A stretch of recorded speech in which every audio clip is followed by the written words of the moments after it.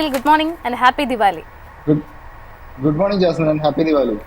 സ്നിഖിൽ, മാർക്കറ്റിനെ സംബന്ധിച്ചിടത്തോളം ഇന്നൊരു ഗ്യാപ്പ് അപ്പ് ഓപ്പണിംഗ് ആയിരുന്നു കിട്ടിയിട്ടുണ്ടായിരുന്നത്. ഇപ്പോഴും 125 പോയിന്റുകളുടെ ഒരു നേട്ടം കാണാൻ സാധിക്കുന്നുണ്ട്. അതിലുപരി ഒരു എക്സ്പയറി ഡേ ആണ്, കാര്യമായിട്ടുള്ള ഒരു വോളറ്റിലിറ്റി വി ആർ എക്സ്പെക്ടിങ്. മറ്റ് പ്രധാനപ്പെട്ട ഇൻഡെക്സുകളൊക്കെ തന്നെ എങ്ങനെയാണ് പെർഫോം ചെയ്യുന്നത്? ജാസ്മിൻ, ആദ്യം തന്നെ നിഫ്റ്റി 50ലേക്ക് വരികയാണെങ്കിൽ നിലവിൽ ഒരു 0.5% നേട്ടം നിലനിർത്താൻ വേണ്ടിയിട്ട് സാധിക്കുന്നു. 25,833 എന്ന് പറഞ്ഞൊരു നിരക്കിലാണ്. ഇതിൽ തന്നെ പരിശോധിക്കുകയാണെങ്കിൽ നിലവിൽ 39 കമ്പനികൾക്ക് അഡ്വാൻസ് ആയിട്ട് ഇപ്പോൾ ട്രേഡ് ചെയ്യാൻ വേണ്ടിയിട്ട് സാധിക്കുന്നു. 11 ഓഹരികൾ മാത്രമാണ് ഒരു ഇടിയുള്ളത്. നിഫ്റ്റി ബാങ്കിലേക്ക് വരികയാണെങ്കിലും ഏകദേശം 0.5% ഉള്ളൊരു നേട്ടം 58,006 എന്ന് പറഞ്ഞൊരു നിരക്കിലാണ് നിഫ്റ്റി ബാങ്കിലും ട്രേഡിംഗ് നടക്കുന്നത്. നിലവിൽ നോക്കുകയാണെങ്കിൽ 10 ബാങ്കിങ് ഓഹരികൾ നേട്ടം രേഖപ്പെടുത്തുമ്പോൾ 2 ഓഹരികളിൽ മാത്രമാണ് ഒരു ഇടി ഉണ്ടാകുന്നത്. നിഫ്റ്റി 50ലേക്ക് തന്നെ മടങ്ങി വരികയാണെങ്കിൽ നിലവിൽ ഇന്ത്യൻ ഹെവി വെയിറ്റ് ആയിട്ടുള്ള റിലയൻസ് ഇൻഡസ്ട്രീസിൻ്റെ നേട്ടം ഏകദേശം 3.4% മുകളിലേക്ക് എത്തിയിരിക്കുന്നു. അതായത് മികച്ച ഒരു പാദഫലം തന്നെ കൊണ്ടുവരാൻ വേണ്ടിയിട്ട് കമ്പനിക്ക് സാധിച്ചിട്ടുണ്ടായിരുന്നു. നിലവിൽ പരിശോധിക്കുകയാണെങ്കിൽ ഈ ഒരു ദിവാലി റാലിയിൽ നിലവിൽ ഇപ്പോൾ റിലയൻസ് മുൻപിൽ നിൽക്കുന്ന ഒരു കാഴ്ച കൂടിയാണ് കാണാൻ സാധിക്കുന്നത്. റിലയൻസിനെ സംബന്ധിച്ചിടത്തോളം നോക്കുകയാണെങ്കിൽ നിലവിൽ ഇപ്പോൾ ജെഫ്രീസിൻ്റെ ഭാഗത്ത് നിന്നുള്ളൊരു ബ്രോക്കറേജ് റിപ്പോർട്ടും വന്നിട്ടുണ്ട്.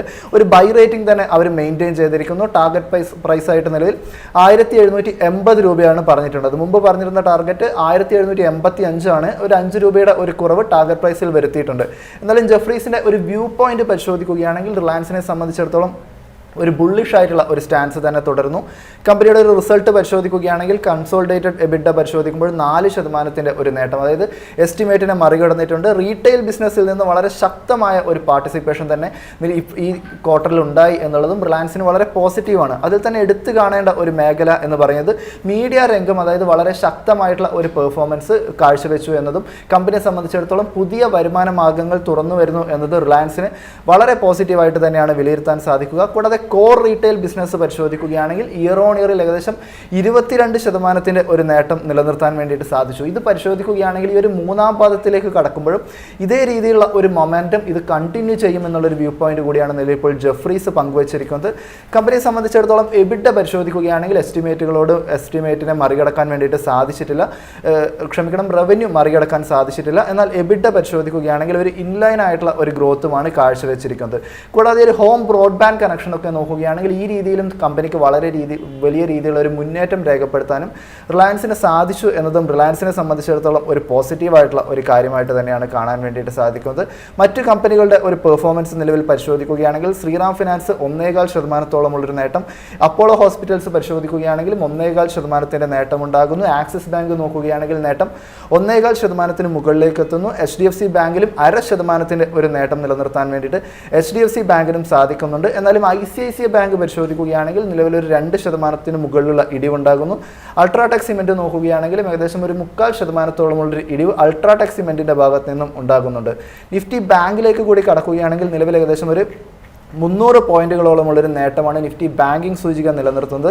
57,964 എന്ന് പറഞ്ഞൊരു നിരക്കിൽ ട്രേഡിംഗ് നടന്നുകൊണ്ടിരിക്കുന്ന നിഫ്റ്റി ബാങ്കിലെ ഓഹരികളുടെ ഒരു പെർഫോമൻസ് പരിശോധിക്കുകയാണെങ്കിൽ AU സ്മോൾ ഫിനാൻസ് ബാങ്കിനെ സംബന്ധിച്ചിടത്തോളം വലിയ രീതിയിലുള്ള ഒരു കുതിപ്പുണ്ടാകുന്നു. 6.25% മുകളിലുള്ള ഒരു നേട്ടം. കമ്പനിയെ സംബന്ധിച്ചിടത്തോളം നോക്കുകയാണെങ്കിൽ കമ്പനിയുടെ നെറ്റ് ഇൻട്രസ്റ്റ് ഇൻകത്തിൽ ഒരു ഇംപ്രൂവ്മെന്റ് കാണാൻ വേണ്ടിയിട്ട് സാധിച്ചിട്ടുണ്ടായിരുന്നു. അസറ്റ് ക്വാളിറ്റി പരിശോധിക്കുകയാണെങ്കിലും മെച്ചപ്പെടുത്താൻ വേണ്ടിയിട്ട് കമ്പനിക്ക് സാധിച്ചിട്ടുണ്ട്. ഇതിൻ്റെയൊക്കെ ഇപ്പോൾ ഒരു പോസിറ്റീവായിട്ടുള്ള ഒരു ഇമ്പാക്റ്റ് ഓഹരിയിലും ഉണ്ടാകുന്ന ഒരു കാഴ്ച.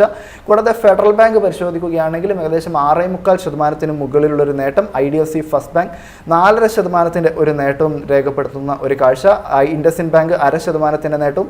സ്റ്റേറ്റ് ബാങ്ക് പരിശോധിക്കുകയാണെങ്കിൽ 1%ഉള്ളൊരു നേട്ടവുമാണ് ഇപ്പോൾ നിലനിർത്തുന്നതായി കാണാൻ സാധിക്കുന്നത്. ഒരു സെക്ടോറിയൽ പെർഫോമൻസ് നിലവിൽ പരിശോധിക്കുകയാണെങ്കിൽ നിഫ്റ്റി മെറ്റൽ സൂചിക മാത്രം ഒരു 0.5% മുകളിലുള്ള ഒരു ഇടിവ് രേഖപ്പെടുത്തുമ്പോൾ ബാക്കിയുള്ള സൂചികളൊക്കെ തന്നെ ഒരു പോസിറ്റീവായിട്ടുള്ള ഒരു ട്രെൻഡ് തന്നെയാണ് കാഴ്ചവെക്കുന്നത്. അതിൽ തന്നെ നിഫ്റ്റി IT പരിശോധിക്കുകയാണെങ്കിൽ 1% ഒരു നേട്ടം നിലനിർത്തുന്നു. നിഫ്റ്റി PSU ബാങ്ക് തന്നെയാണ് എടുത്തു പറയേണ്ടത്. ഏകദേശം 1.25% മുകളിലുള്ള ഒരു നേട്ടം നിലനിർത്താൻ വേണ്ടിയിട്ട് നിഫ്റ്റി PSU ബാങ്കിങ് സൂചികയ്ക്ക് സാധിക്കുന്നുണ്ട്. നിലവിൽ 7,727 എന്ന് പറഞ്ഞൊരു നിരക്കിലാണ് നിഫ്റ്റി PSU ബാങ്കിൽ ഒരു ട്രേഡിംഗ് നടക്കുന്നത്. ഇതിൽ തന്നെ ഓഹരികളുടെ പെർഫോമൻസ് പരിശോധിക്കുകയാണെങ്കിൽ ബാങ്ക് ഓഫ് മഹാരാഷ്ട്ര 2.5% നേട്ടം രേഖപ്പെടുന്നു.